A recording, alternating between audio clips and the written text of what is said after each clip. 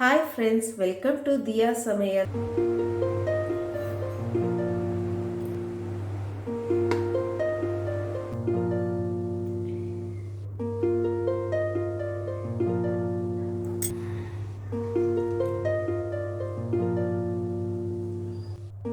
Hi friends, இன்னைக்கு என்ன சமைக்க போறோம்னா ரொம்ப டேஸ்டான அதே சமயத்தில் ரொம்ப ஈஸியாக செய்யக்கூடிய ஒரு கார சட்னி தான் செய்ய போகிறோம். இந்த கார சட்னி செய்யறதுக்கு மேக்ஸிமம் 2 நிமிஷம் தான் நம்மளுக்கு டைம் எடுக்கும். வாங்க எப்படி செய்யறதுன்னு பார்க்கலாம்.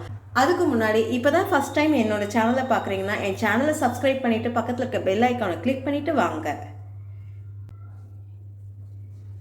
2 மீடியம் சைஸ் தக்காளியை ரஃபாக கட் பண்ணி எடுத்திருக்கேன். அதை மிக்சியில் ஆட் பண்ணிக்கலாம். ஒரு மீடியம் சைஸ் வெங்காயத்தை ரஃபாக கட் பண்ணி எடுத்துருக்கேன். அதையும் மிக்சியில் ஆட் பண்ணிக்கலாம். 3 பல்லு பூண்டு, ஒரு சின்ன அரை நெல்லிக்காய் சைஸுக்கு புளி, 5 வரமிளகா, உங்கள் காரத்துக்கு ஏற்ப கூடவோ குறையவோ சேர்த்துக்கோங்க. தேவையான அளவு உப்பு. இப்போ இதை லைட்டாக குறைன்னு அரைச்சி எடுத்துக்கலாம். தண்ணி எதுவும் ஆட் பண்ண வேணாம். நம்மளுக்கு தக்காளியும் நல்லா ஜூஸியாக இருக்கும். அதில் இருக்க தண்ணியே போதுமானது. இப்போ அரைச்சி எடுத்துக்கலாம். நல்லா அரைச்சி எடுத்தாச்சு. இந்த பாருங்கள், கொஞ்சம் குறைன்னு அரைச்சி எடுத்துருக்கேன் பாருங்கள். ஒரு பேன் எடுத்துக்கோங்க. பேன் நல்லா சூடாகட்டும். பேன் நல்லா சூடாயிடுச்சு. 1 டேபிள் ஸ்பூன் எண்ணெய் நல்லா சூடாயிடுச்சு. 1/4 ஸ்பூன் கடுகு, 1/4 ஸ்பூன் உளுந்து, 1/4 ஸ்பூன் சீரகம். கடுகு நல்லா வெடிக்குது. கொஞ்சம் கருவேப்பிலை. இப்போ இதில் நம்ம அரைச்சி வச்சிருக்க விழுதை சேர்த்துக்கலாம்.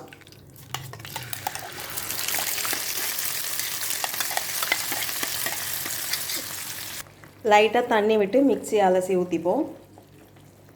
லோ ஃப்ளேமில் ஒரு 2லேருந்து 3 நிமிஷம் நல்லா கொதிக்க விடலாம்.